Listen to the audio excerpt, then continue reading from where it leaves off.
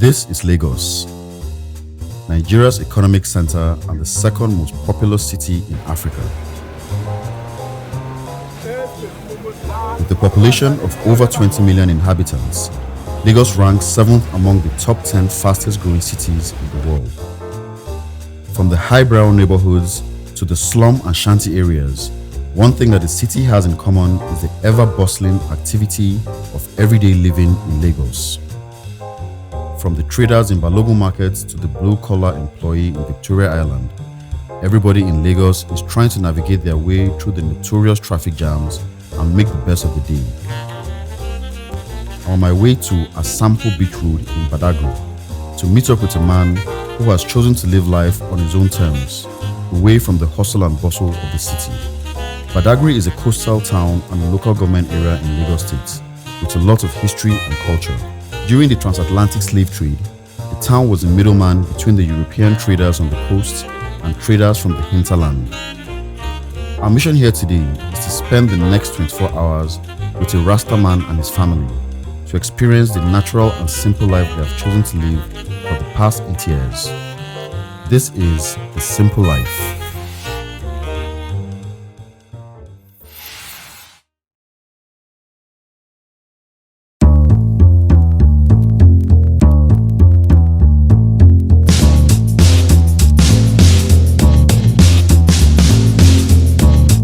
Meet Rastadan, 36-year-old nomad and astronomer who lives in this scenic tropical beachfront, a place he calls the holy ground. In 2014, he quit his job in the entertainment industry and chose to live an alternative lifestyle free from societal norms and expectations. He welcomes us into his home where he lives with his wife and 4 kids.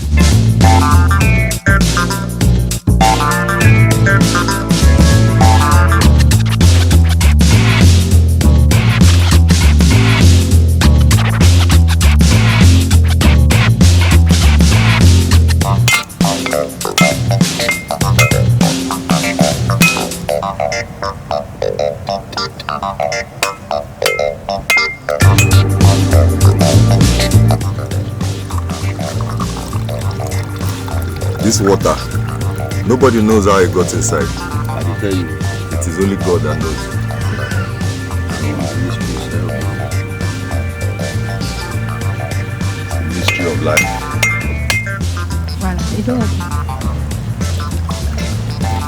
They say when you drink it or when you use it, just the same way nobody knows how the water enters inside. That is how nobody in this world will know where your destiny is coming or where your blessing is coming from. Because water is life.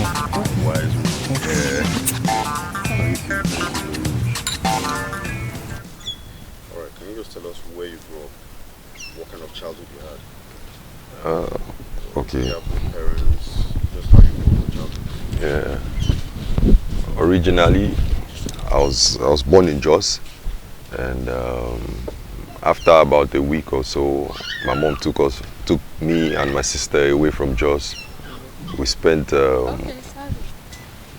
from Jos we moved to Ajegule. Yeah, because my mom's that's my grandfather. My mom's father has a family house somewhere in Ajegule, Tessie. So we stayed in Ajegule for about 2-3 years. And from Ajegule, I traveled to Senegal, did my primary school in Senegal. From there, came back to Nigeria in year 2000. Year 2000. So, basically, I spent most of my youth in Lagos, Nigeria, actually. Surulere, Lekki, just within Lagos. So, everything is pretty much within Nigeria, Lagos, and Abuja. It was just my primary part of life was in Senegal. Yeah, so that was just it basically. But mostly I live in Lagos here. Lagos is my base, Lagos is my home. Yeah. Living in Lagos, now, normal thing, you have to hustle and do what is going on. Yeah, and people like we that we're not the bookwormers, like, officially. We found ourselves in the field of entertainment, find ourselves in the field of music, movie, you understand, marketing, and promotion and all that stuff. So growing up in Lagos, after we left Abuja, I came back to Lagos. Living in Lagos has just been perfect. I was involved in car business.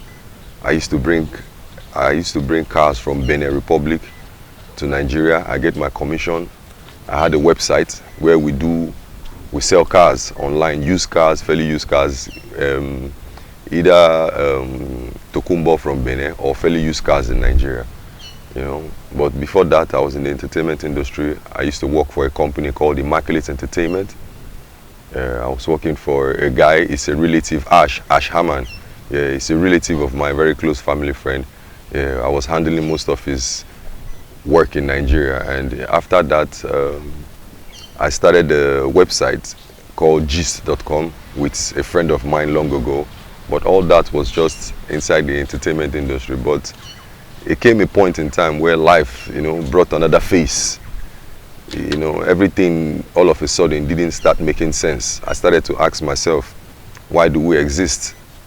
Are we just to come to this world to live, to make money, to marry, have kids, build house, and just die like that?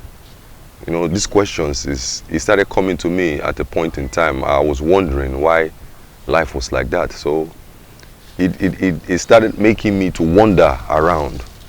I started wondering in a way people cannot understand what is making this man wonder. Yeah, but nevertheless, as time goes on, well, if you see, as you see this hair like this, make I no lie to you, make I cut the story short. The hair is starting a condition. When we did those days, I just born my first pikin. I reason am, I look and say, see, as a day like this, I know fit day may I get pikin whenever I chop. May I go dey barb my hair for 300 naira. Because that time fuel can't cost, everything can't high, Buhari regime, things can't difficult. So from there now, I come the reason and say, now there I go reason the scripture for Bible, say, don't forget, say God say no cut your hair, just because of condition, I can't wind myself. So from there, I started discovering that if you don't touch your hair, you just leave it naturally. It tangles, it turns to dread naturally on its own. If you can endure the persecution, because it comes with a price. People will look at the image and wonder, why are you like this? This is a modern society. You have to shave up, you have to look nice, this and that, that and this. But, all that is the experience upon experience that makes me what I am today right now. Yeah, so basically, that is just how we transform to this individual, you see. Yeah. Well, yeah, people call me a lot of names. They call me Prophet, they call me Rasta. Even before this image came as well, as I'm somebody that I find myself doing so much mysterious things. You understand? I find myself doing so much mysterious things. So people call me Rasta, people call me different kind of things. Yeah, so but when you hear they call me Rasta, it doesn't mean like I'm in a Rasta mansion. I'm involved in any of the Rastafarian mansion like the Emperor Haile Selassie and all that, because my perception about that, I see Emperor Selassie like Jesus Christ or Muhammad. That is how I see him. But so calling me Rasta is my naturalness, the life I live. I live a natural life. I live a life connected to nature. I don't do hospitals, I don't do education, I don't do all that. I just live naturally. If my wife is pregnant, we stay naturally from beginning of conception till the trimester of delivery. We stay natural.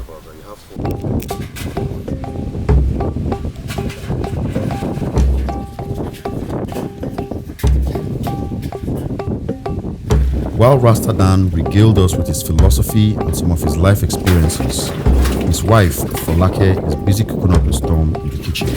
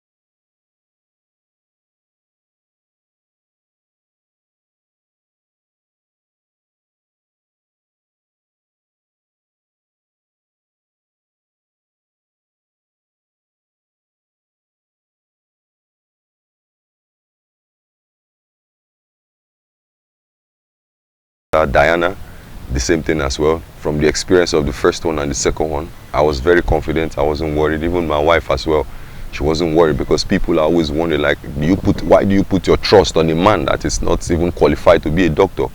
What kind of love is that? But he's beyond love. He's beyond reality. It is just what it is. You know, when the circumstances and situation put you in a corner, you just have to do what you have to do. So the fourth child was the easiest, because, you know, having 3 experiences already successfully, there was nothing to worry about. We're very confident about it. The thing is that your baby, Couple recently welcomed a newborn baby into the family. Healthy baby boy named Xavier. Papa blood, they smoke. Folake shuttles between the kitchen and tending to Xavier while we wait on lunch. It won't mix up. They continue to intrigue us with some of their travel experiences. Rastadan shares a story of Xavier's natural birth with We us. have dreams. Obviously, we have dreams, especially in the part of humanity, because Yes, our patient, food will be ready any moment. Thank you. I just carry roll the go, just the carry go. I was at a friend's place. She called me that she's on her way back, because usually when where we stay, we have to go to the market either in Benin or Nigeria, because we live in between the 2 countries. So she had to go to Benin, and on her way back she called me, and I was waiting for her somewhere to come back from the market with my other kids, the 3 of them. You know, she said she's feeling the symptoms. It's as if baby's about to come. I have to wait for her by the road. So I left the house. I walked all the way to the junction, and I was waiting. While I was waiting there, she came, and like that, bros, immediately she just came. The water broke. Immediately she came down from the vehicle. You understand? The water just broke just right there, and she's telling me like, daddy, comforter. See, we got to go out, so we got to reach out. So baby is coming, oh, baby is coming. Oh. She's coming from the market. I'm carrying Diana. She's in labor, like seriously in labor. When I mean the water broke, you know that one already final stage. And I'm carrying my small daughter Diana with the bag she used for shopping at the market. I'm carrying the bag, I'm carrying my daughter, and we're coming back home. And you know, the pain, the pressure, walking from my house, from the road to my house is about maybe roughly 2 kilometers. So walking down to this place was another testimony on its own, because she was under that pressure, and the kids were hungry, they were crying, but we're just walking, I'm encouraging her, like, take it easy, let's just get to the house, let's get to the house. And my neighbors, they saw us, we passed, and it was just normal. And we got home finally. I opened the door, and it wasn't even up to 2 seconds. Immediately she just lay down on the mat as we got home. Boom, the baby is out. Just like that. You know, so I took the baby out, cleaned the baby up, wrapped the baby.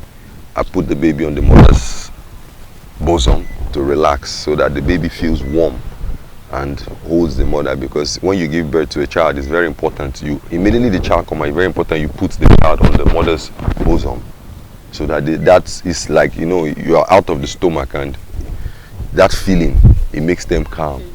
You understand? They feel loved, they feel safe that they are there. You understand? So I left her there. I had to go and collect my power bank because it's getting dark. So while we're waiting for the placenta to come out, she was still lying down there, and the baby was there, and I told her I was coming. I want to go and get my power bank because it's going to get dark, we need light. She said okay. While she's there, the kids, they came, they were looking at their new brown baby, bouncing baby boy brother. His name is Xavier.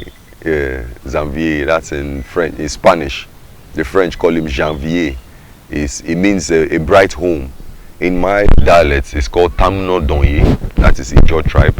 In Yoruba, it's called Ifeoluwa, that is the love of God. You can translate it in any language. That's his name, yeah. So that is it basically. And the child came, after I got the power bank, I came back. The placenta is already out. And I had to take the umbilical cord.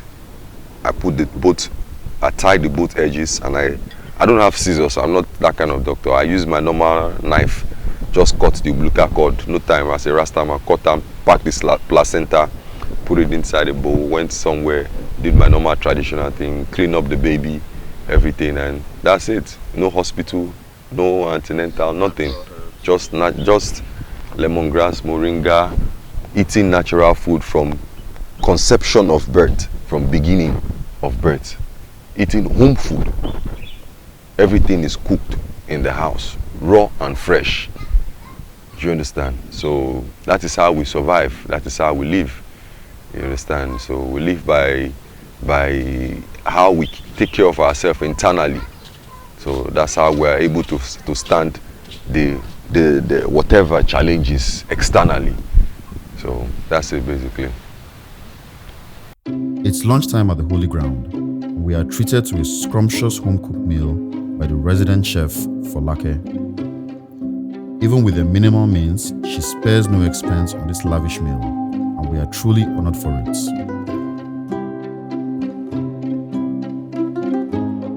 Folake one day dreams to open a restaurant at the Holy Ground where she can serve guests from all over the world. My daughter Diana, that's small. She's so persistent.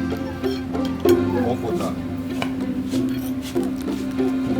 Yeah. Comforter. After a much-needed meal, Folake joins in the conversation. Yeah, when the world. Oh God, don't think so we just become like this over. You know, every foolish thing the world does. I always remember so all their mentality and thinking.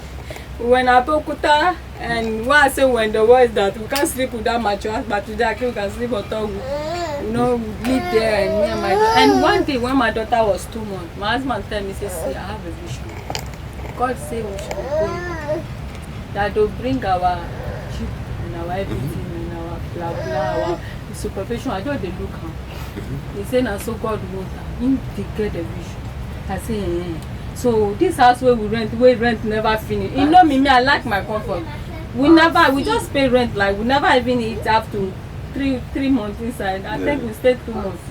And he's telling me that we should leave all these things and just go into wilderness. I said, but that's the comforter. I can't do that. He stayed there, and when the day comes, he had this kind of spirit that when he comes, I have no choice. Even if he had time, he said, let's move, I have no choice, I abandon all this life and move on ahead. So that's how we started. I'm Folake Albert, but the name my parents gave to me is Folake Adeleke Raiji. I'm from Ogun State, Abeokuta, Obawu local government, Leifo local government. But when I got married to Mr. Daniel, now I bear Folake Albert. Yeah. We met in Ghana, Accra. Yeah, I stay in Cantonment, Frank David, in Cantonment, opposite Italian Embassy.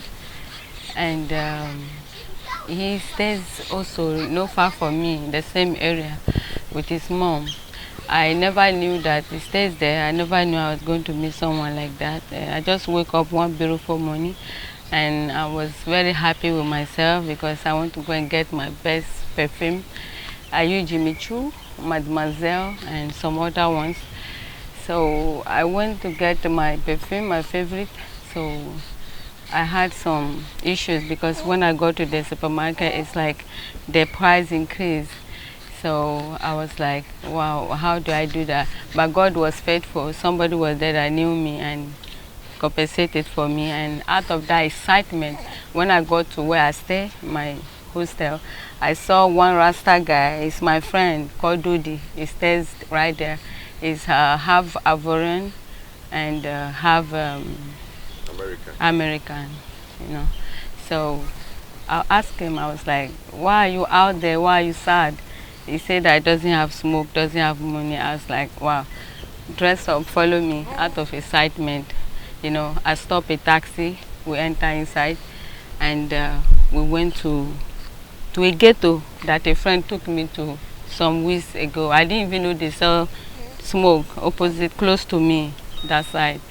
So I went there with this Rasta, And when I got there, I just saw my husband sitting there, you know, sitting in the garden, smoking. And I just love his spirit when I saw him. I was like, this man is great. Like, where will he be staying around this place? I started imagining in my head, looking at the houses around and trying to imagine where will he be staying, where he come from.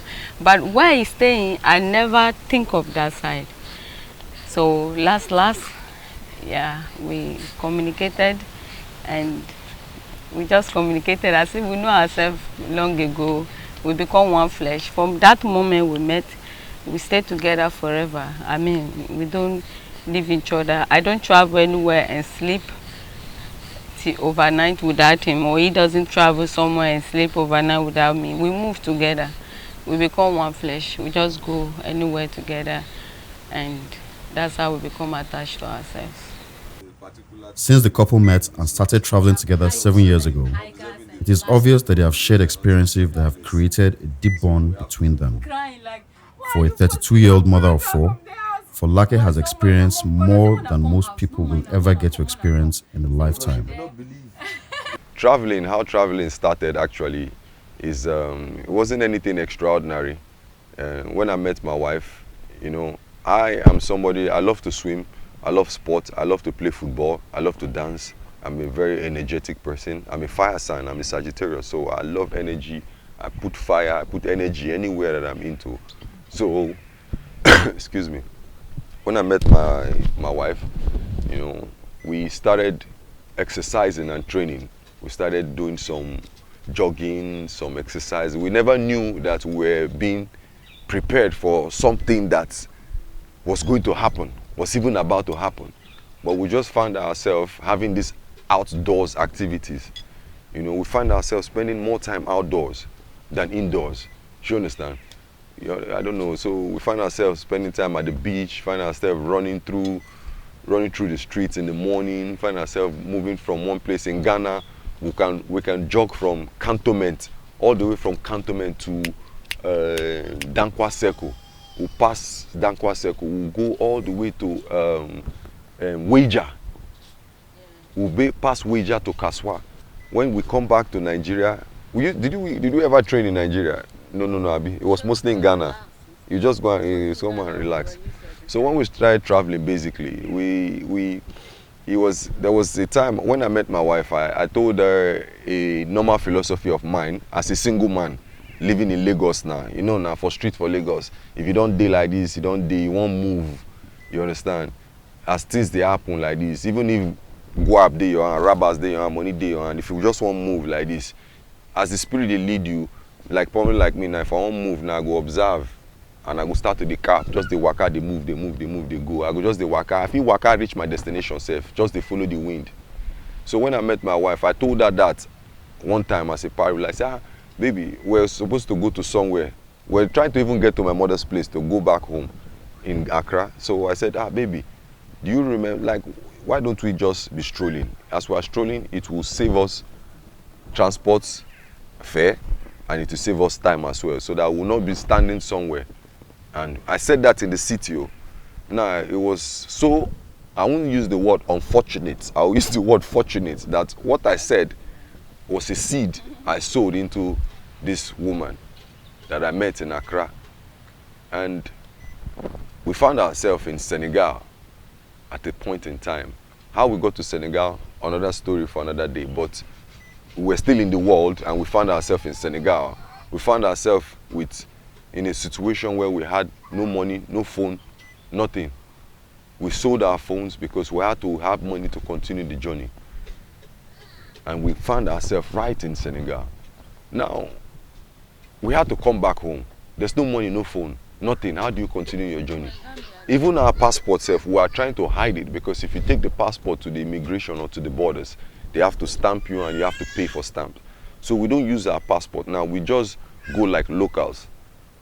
Any country we get to, say French-speaking country and a Muslim country, we dress like Muslims. And we pass the border. Any country we go, it's an English country, we dress like Christians when we pass the border. We just walk through them like we are indigents. We tell them our children are going to school, we carry school bag and we're taking them to school in the next border, because Africa is one. Forget the borders, forget the government, forget the uniform. Are there not people that are intertwined, that have children against those, like within 2 tribes and 2 nations?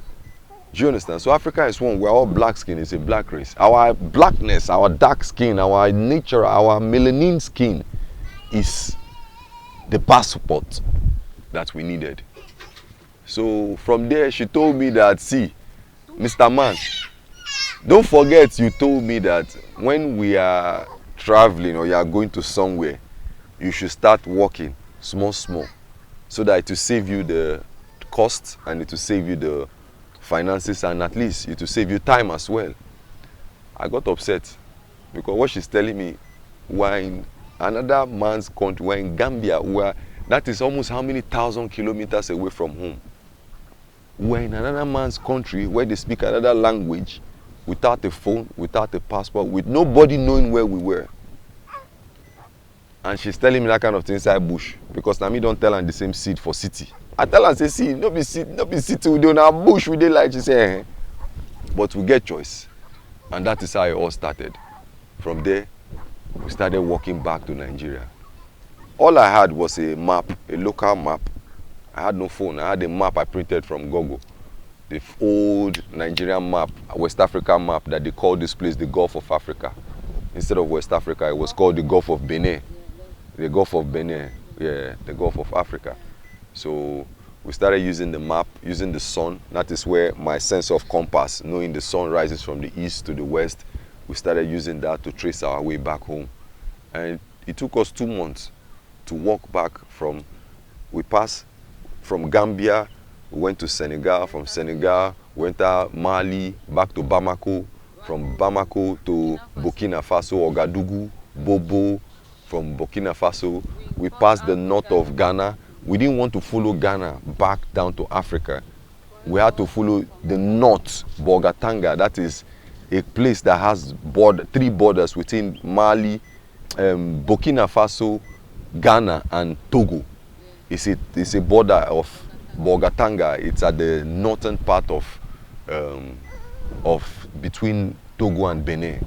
So it's a country, Burkina Faso, Togo, and Benin Republic. They share the same border, and Ghana. So we had to follow that border and come back through the north of Togo down to Cotonou.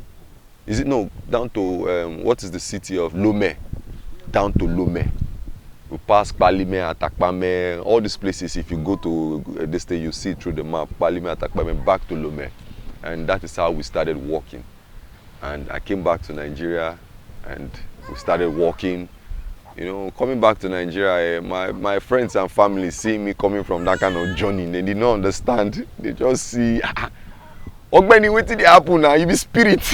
When you go, come back, because we've been through the deserts, we've been through the mountain, we've been through the forest, we faced all kind of creatures in reality.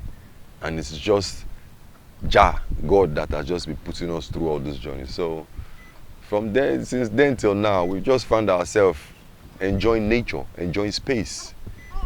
Do you understand? People, they talk, say, make them fight for freedom of speech. But me, if I come as in any position of a leader, I would say we should fight for freedom of space. Because every man needs space to reason. You understand? Nobody say one space with a share space. No, we need freedom of space. Give her a chance. Anything we want to do, now right. So that's it. Sir, when we wake up in the morning, you see the sun of Mali. It shines in our face. We see it close as if we can touch it.